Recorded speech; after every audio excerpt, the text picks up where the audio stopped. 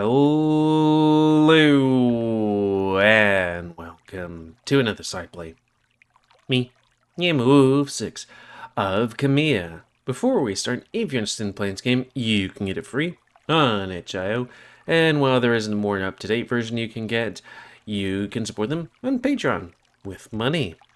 Anyways, on the last Let's Play, what happened was that our little robot friend de-resed the guy. I think that's what they're saying these days.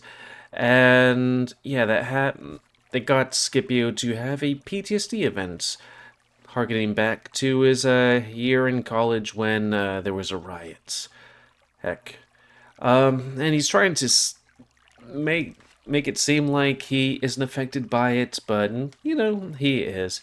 And we had a stern talking to from the Emperor, or him to Neferu, but then we cleaned up and are going to his room. Hyena. Also, he's thinking that, hey, we should probably tell Neferu because just to make sure that he doesn't, like, ask other people and stuff like that, and, you know, stuff and things. Reset face. And begin. When I arrive in Neferu's room, I find him already asleep on the bed. It's certainly much more exotic than the rest of the palace, but it being the Emperor's room, that makes sense. I see a few crates stacked in one corner of the room, which I assume to be our belongings. I'm too tired to look through them, however, and find myself slumping into the smaller bed. Even if it is smaller, it's quite a bit more comfortable than any bed I've slept on. Within less than a minute, the babbling fountain behind us, or me, lulls me into a deep sleep. The dream that follows are intense, long, and vivid. I watch as the assassin raises his knife, and this time I can see his face grinning with delight. He's got a glassy look in his eyes, his expression looking almost fake, and I get the unnerving feeling that he's not alive, even now. But then I see the drone just behind him, and I realize the angle. Before I can yell, to warn him that I'm in its path, it fires. At first, I feel the wave, the warping of space that ripples through my mortal flesh. Nothing I've experienced in my life could have prepared me for the pain. I wonder how it's possible to feel so much pain for so long, even though it had seemed instantaneous when it happened to the other wolf. I've been killed with him this time, and the terror grips me, not of the pain, but of death. A whisper of 1,000 dead leaves rattles around me. As you should be, death is a terrible, terrible thing. I hear screaming, but it cannot be me, as I die and feel everything rip apart. But the voice must be lying, because death shouldn't be terrible. It should be a release, a calm eternity after the chaos of life. It's okay. I'm going to be the amalgamation, where we're all meant to be in the end. This is okay. This is natural. This is normal. The amalgamation is nothing but an ocean of suffering.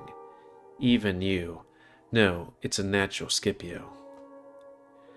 The voice of rattling, dried leaves, the one I've heard in the university earlier, terrifies me to my very core.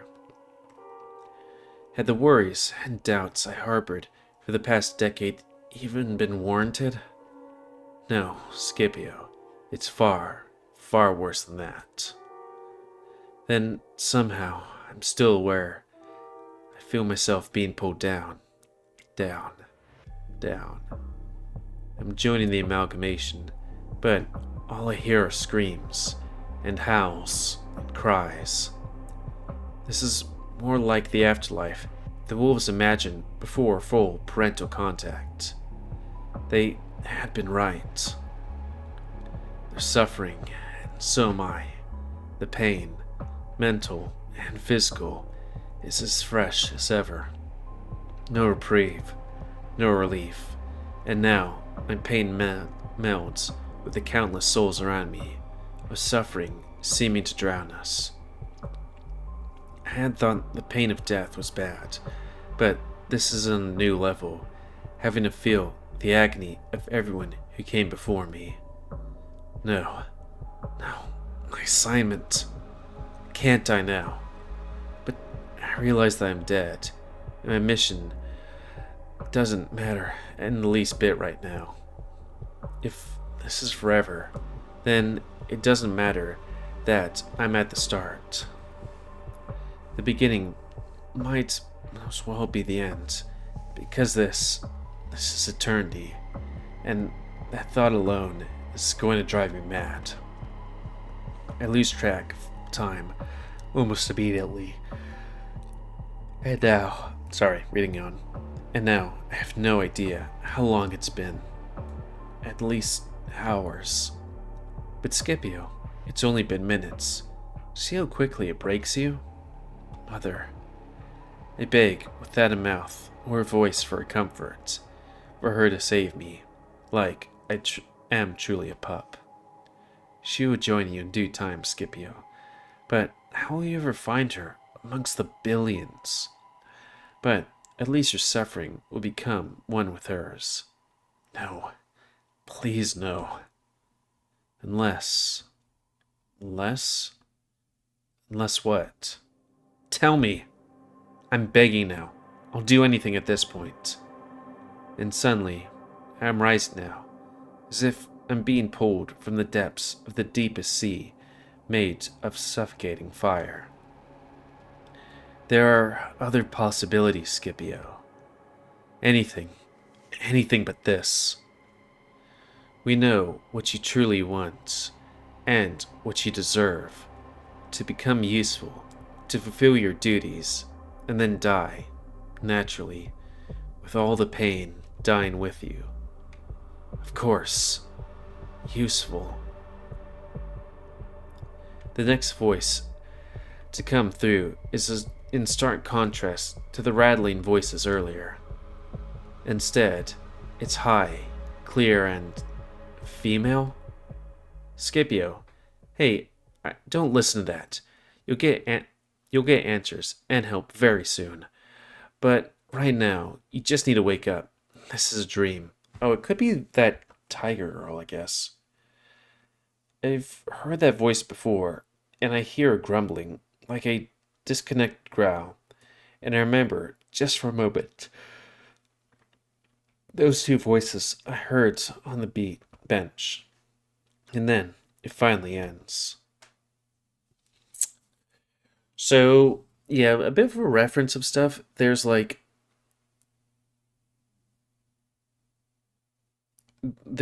Miranda. Was it Miranda? Basically, the tiger girl that was very important in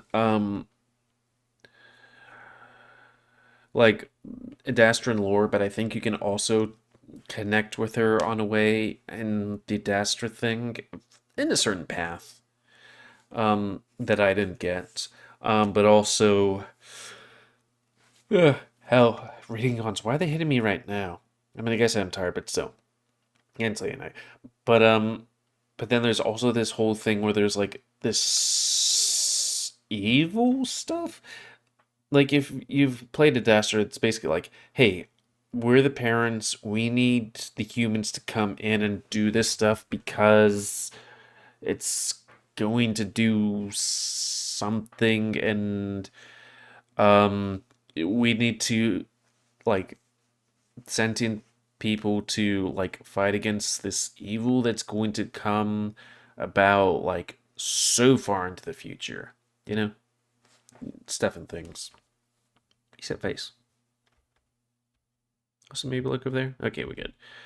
I sit on the stone ledge, surround the pond, land my feet cool in the water.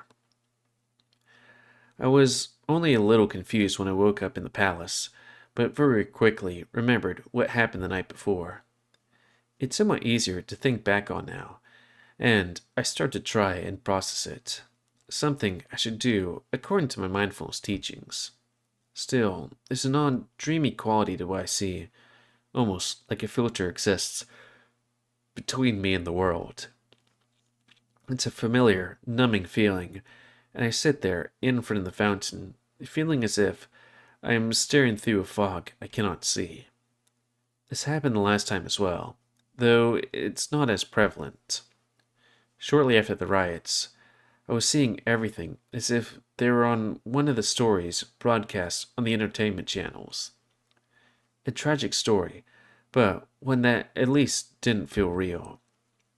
A defense mechanism, my mindfulness teacher had called it. Back then, I had trouble telling the difference between dreams and being awake, which was how last night had felt. My actual dreams had been so emotionally exhausting that I'm still feeling hollow. This, despite the fact that I had forgotten most of the details upon awakening, aside from suffering in an imagined amalgamation. Not an uncommon nightmare, but much more intense, which isn't surprising after last night. I'd left Neferu still sleeping in the bedroom, secretly hoping that he might seek me out, and I'm relieved when he does. It tells me he's at least interested in me, which I remind myself is something I need to foster. If I weren't serving Adastra right now, I'd go back home, to the outskirts of Lux, and hug my mother longer than I've ever had before.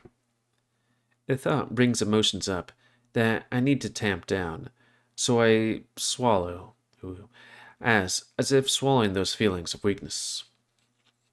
Meanwhile, Neferu almost stumbles and almost trips on his way over, looking a bit more unkempt than usual, squinting in the bright light. Getting some fresh air? Oh, I just needed... I waved my paws around, mimicking his own gestures from last night. Space. I apologize for my behavior last night. It wasn't fair. I waved away the apology, not wanting him to take me seriously. I'm teasing you, Neff. A jackal seems to loosen up a bit, as I use his shortened name, something I've never done before. Still, it was insensitive and cruel. Sometimes I let my emotions get the better of me. It's alright. Are Chemians not known to be blunt? It was insensitive, even by Chemian standards, but if space is what you like, I think you will really enjoy the deserts of Khemia. The translation is just abrupt enough that I'm caught a bit off guard by it, and I have to recenter my thought. Transition or translation? Oh, transition from one topic to another. You know, I've come from a region of Adastra that is desert? Yes, but nowhere like on Adastra.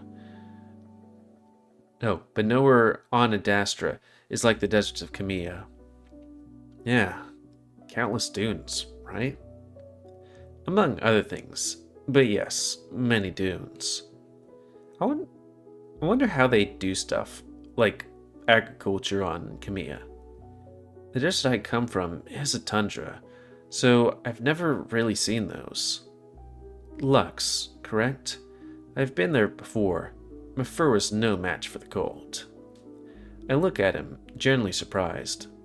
Lux isn't usually a place people just go to, especially a Chemian. Lux? I'm surprised. I mean, I'm still proud of my city for becoming what it is despite the hurdles, but it's notoriously anti-Chemian. Neferu shrugs. When a city or entire world is having those hardships, it's usually not the fault of those who live there. They call it the city of rebellion, but from what I saw, it's more like the city of isolation. I wonder if Lux is in Interia? Might have seen it. Because Neferu goes to wherever we go to. I'm not surprised by his insight, and even more so by what he says next. Is that why you are here? You're driven to look for something more? In a way, your frozen tundra can leave you wanting for more, even if it does have the best hot springs on the moon. If I'm being honest, I hate Lux more than I love it, but I feel that saying so, among other reasons, is not compatible with the Khemia mindset. Those hot springs are divine, though. Adastran hot baths are one of the most pleasurable aspects of your culture. I don't understand why Khemia hasn't implemented them in every population center yet. Possibly because Khemia does not wish to admit they borrowed any culture from Adastra?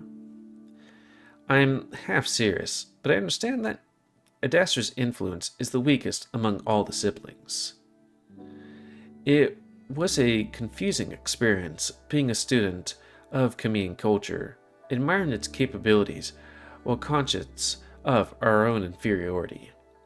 I think back to my primary schooling, and I would go to the library and obsessively examine the educational murals of Khemia, the sprawling dunes below illuminated by the bright moon above. Meanwhile, the jackals danced in the moonlight. This was probably the beginning of my obsession with Khemia, and Neferu remind me that I might be able to go. It penetrates through my numbed fog as I feel some excitement, but also apprehension, because I know I need to talk to Neferu about last night if I'm ever going to rest easy.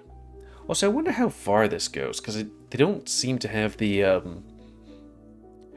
thing where there's the what's his name being a little bit high. I must show my face. What's wrong? Can I speak with you for a moment about something I'd like to keep private between us? Neferu walks closer to the edge of the pond. Well, it depends on what that something is. Promising to keep a secret before knowing. Ow, Tep! That face there. I jump too, bringing my paws up to be at the ready. What? I look back at the jackal as he stumbles back, staring with wide eyes at the ground beside me. I look down, finding nothing but stone and a garden spider. I look back up at him, my heart hammering to bits in my chest, trying to fight off a familiar wave of rising panic. What is it, Neferu? If he's playing games with me in my current state, I don't think I would be able to forgive him. But now he's stuttering, looking angry. God damn your 8 eyes. It's every time in this awful garden. I look at the spider, motionless, legs fanned out to touch either side of the pond's stone border. Are you speaking to a spider, Neferu? And how the hell do you sit next to it? It's disgusting. I sit there confused, completely thrown off by the sudden intense, even violent reaction from Neferu. What's wrong with it? Everything. I start to smile a little. Are you afraid of it, Neferu? You know that their venom is hardly... I know, many of you wolves remind me of this. It doesn't change the fact that they're an abomination. I look back down at the creature, frowning before poking one of my blunt claws at the very back of its abdomen. Like lightning, it skitters away, across the stone slabs to the ground, and towards a pillar. Neferu's body is tense until he decides it's moved far away enough. I just want him to point his accusatory leggy at the spider. They are the most natural and effective form of pest control. You know, back when I was a pup, I could catch them and keep them. I would catch them and keep them as pets. Neferu watches the spider warily before approaching the edge of the pond, looking around closely before sitting next to me. Cultural differences, I suppose. I think back to my studies of Khemian wildlife. There are many dangerous and extremely venomous creatures that prowl through the sands. Are spiders dangerous on Khemia? No other arachnids can pose a threat. Scorpions, I think they're called. The creatures with those incredible curved stinging tails. Neferu dips his feet into the water with a sigh. Incredibly painful stinging tails. Even on this planet, I shake out my clothing and bedding before using them. It became a habit after an incident with one of my loincloths during my youth. That just sounds terrible. I will only say that I could not sit properly for several days. Otherwise, our largest spiders are tarantulas, which are somehow much easier to look at than... The jackal shudders again, and this time I keep a straight face.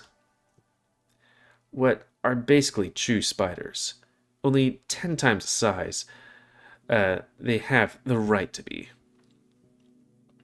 If you have aggressive arachnids on your planet, then I feel your fear is completely reasonable. I have a very strong fear of the types of people that live in the Clay District. Snakes. In fact, I believe my reaction would have been worse than yours just now. While I feel that your fear is more rational, I'm glad to know a wolf that's more understanding. Now, you want to confide in me about something? Our light-hearted conversation is about to become heavy once more, and I sigh, wondering how best to word what I decide to reveal. A quick word, I think. Over the past year, I've come to very much enjoy your company, Neferu, especially over the past few weeks. I feel that we're becoming true friends. Neferu understands wolven friendship. Just make sure it's clear, I add. Wolven friends. I know we are already friends by Khemian standards, just as you were friends with Marcus and Carbo. What can I say? I make great conversation. If my interpretations are correct, I believe that I feel the same way. Thank you. But because of that, I feel I should tell you some things about myself that could be important. So, I want to explain what happened last night. I see. Then I'll let you speak without interruption. Well, there's not much to say. Simply that I had a terrible experience 3 years ago during Cato's riots. You may be aware that they targeted the university, among other institutions. Oh, maybe Cato, that wasn't just something that kind of happened. He might have directed that. They stormed the dormitories and attacked students and faculty. I was one of the unfortunate ones to be caught, likely due to my more obvious mane, and I was humiliated in various ways. I look at Neferu's reflection, and he doesn't look back at me. His expression attentive, but stoic. And he does look back at me. I can read. What I experienced was mild compared to others, perhaps even merciful, because I'm still alive. I think my issue is that I witnessed many of these terrible things. This all left an impression on my mind, a sort of... I furrow my brow, trying to think of the right words to describe it. Like an ache, but in my mind. One that I have mostly been able to overcome, but the events at the den last night, it irritated that ache a bit. The reaction you saw from me was connected to this. Being awoken suddenly in an unfamiliar den, then witnessing what happened, I was unprepared. But I'm prepared now, and I doubt that ache will return like it did. I just want to explain it to you, as a friend, although it is something I only tell friends, so I hope you can keep it between us. I wait for a moment, somewhat satisfied with my tactics, and explain this to him. But he stays quiet. Anxiety knots up in place just below my diaphragm. I look up at Neferu, though he still gazes into the water. I I was able to make sense. I'm I'm not insane. I understand what is happening shortly after those moments, and it's only happened a few times this past year. More silence. And I can face moments of extreme stress when I'm prepared, and I can guarantee that I'll always be prepared during our mission. If this isn't bad enough, my words waver toward the end, feeling my heart beginning to sink. Damn it. Should have known. Why had I been this naive? Neferu's Khemian. They're known for many things, one of them being efficiency. So why keep something that is inefficient? That is what I am. I'm being selfish. Wolven pride prevented me from admitting it, trying to stay on mission for my own personal reasons. I suppose you're upset with me? I mumble dejectedly, feeling myself wanting to cry. It feels unusually easy to do now, after sobbing to my mother last night. Neferu finally looks at me. Scipio. Yes? I feel my voice light and attentive, or keep my voice. I am upset, but not with you. I am frustrated with many things. I suppose I'm upset with Adastra as a whole. The jackal's voice is heavy and distant. Adastra? You already know this, but the catalyst of those riots involved me to an extent. Of course I do, but I'm still surprised that he's addressing it so directly. I had seen imagery of Neferu being prepared for execution by Cato shortly after the riots, but I never really delved into any part of the riots, because why would I? No one has spoken about it, not in the 2 years I've been involved in the mission, and why would we? I clear my throat. I do know, yes.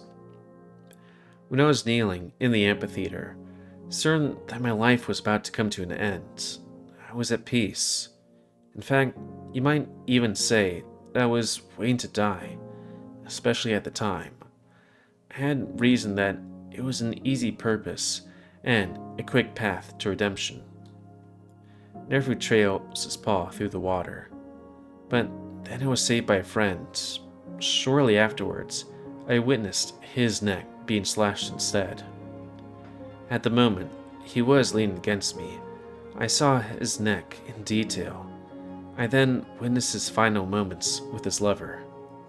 He continued to listen, attentive despite knowing the story. The human sacrifice saved Amicus's rule and Neferu's life. I would have thought of it as an intensely joyous moment for the jackal. He is very brave. Neferu is quiet for a moment, still playing with the water. Yes, though we deny it and tell you he simply never knows what he's doing, and only goes with the flow, or something along those lines. The Luxian phrase, use the river, comes to mind. A simple concept, but its literal meaning to see the rivers around us as tools rather than obstacles help the community survive and rise to the prominence of a triumphant city. I tell you this because that experience changed something within me. I don't believe I ever faced death until that moment, when it happened right before my eyes. For the first time, I watched a sapient, a friend, transition from existence to nothing. Nothing but an empty, damaged vessel cradled in his lover's arms. Now I think I understand. Memory surface of that bright blue sky turning to a smoky haze, of Professor Urbicus lying on his back in the street next to me as I played dead. I watched his fitful death throes, his last sporadic movements as his damaged brain struggled to continue its existence. Before, it finally faded. He had been trying to defend me, telling them to leave the students be, and so they turned their attention to him. His accomplished life dedicated to rhetoric, and his last words had been used trying to save me. My mind begins clouding slightly, and Neferu notices.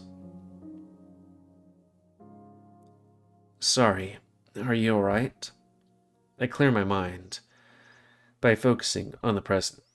Yes. I could have handled that more delicately, but my point is this. We shared a terrible moment 3 years ago, and more experiences likely cannot be compared. It's a moment that affects us deeply to this very day. He pauses. Excuse my Khemian ways, but Neferu's arm is suddenly around my shoulders, pulling me in towards him until my muzzle is right next to his and he rests his head against mine. I freeze up slightly, unused to physical contact like this, unless it's one of carnal intimacy. I wish I could, read words. I hear Neferu's voice unfiltered by my lingua for the first time, and of course he speaks perfect, beautiful Khemian. That's her word for it. Old pain. I know it's not in the Adastran vocabulary, which makes this all the more frustrating. Here, you are expected to face inner turmoil alone. This is what upsets me. I call that physical closeness between friends is common on Khemia, to the point that a wolf might have trouble distinguishing between friends and lovers. I relax a bit, then lean into the Neferu more, partially because I'm happy to be part of anything Khemian, and also because this is actually comforting. I understand what Neferu is telling me now, but I never expected this, the son of the Pharaoh, to struggle with why? Like I do. I'm just kind of curious. I know we're not that over time, but translates.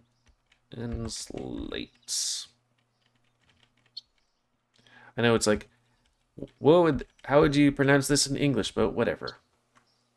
Ahawawi. Ahawawi? Ahawawi. It sounds like, I don't know. I was going to say it sounds Hawaiian and it says Hawaiian detected when I put like determined language. The words stir something deep in my memory, and I try to think of why. Neferu gently pulls back. So, understand that you don't have to hide your struggles from me. I'd rather help you manage them. I'm still feeling the relief of Neferu's acceptance, and for a moment I forget my mission, knowing I can confide in a friend, someone other than my mother. But I worry that I will be dismissed from the mission if it interferes with my duties. Everyone else seems to have moved past this moment. Why does my mind seem to sometimes temporarily malfunction against my will? Suddenly, I've just laid bare my deepest fears to the very jackal that I am supposed to decode. I realize that I must be Adastra's worst spy, and the always suspicious part of my mind wonders if I am being purposely manipulated. I dismiss the thought almost as quickly as it forms, knowing there's little to be gained from me, the scholar's assistant. Not only that, but it feels genuine. I've always admired Khemian culture, but for the first time, I feel as if I'm being included in it, and it's wonderful. I know.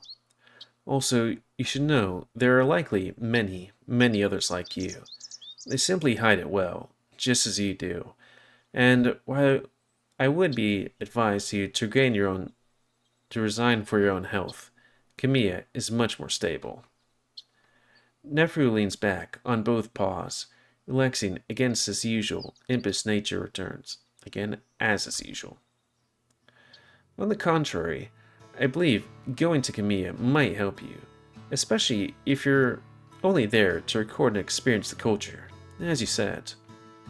Well, thank you, Neferu, for giving me this Khemian experience. It's refreshing to say what I'm thinking. Liberating, isn't it? Keep practicing, and it'll fit right in once we arrive on Khemia. That's when I remembered what that I've heard Ahwewai before, but as I'm pondering this, we were interrupted. Why don't you practice on me? I'd like some blunt answers right about now. I think with this, we might end it. Because Brutus is coming in. Or Brutus's deep rumbling voice startles me out of my thoughts, and we both turn to see the big Wolverine standing about 10 paces behind us. How a creature so large managed to get so close without my noticing is beyond me. Morning, Brutus. Decided to join the Palace Club? Yeah, well, I was escorted by a bunch of drones, so I didn't exactly have a choice. But yeah, I'm kind of wondering how far this goes, because, like, it seems mostly the same, though I think in the previous Khemia, it was like, yeah, it's my brain malfunctioning, but I corrected that malfunction kind of thing.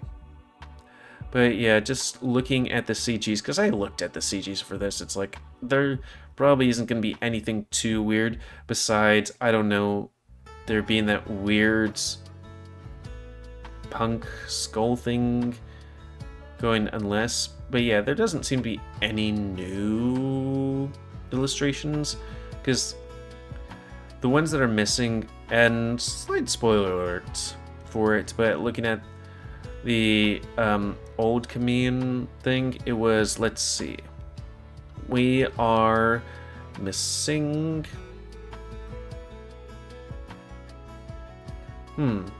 her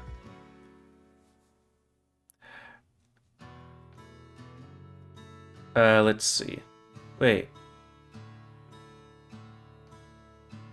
oh no, that wasn't part of, wait, was that in the thing? I guess there were an illustration for that. That was just something that Habs or somebody else drew for their own thing. But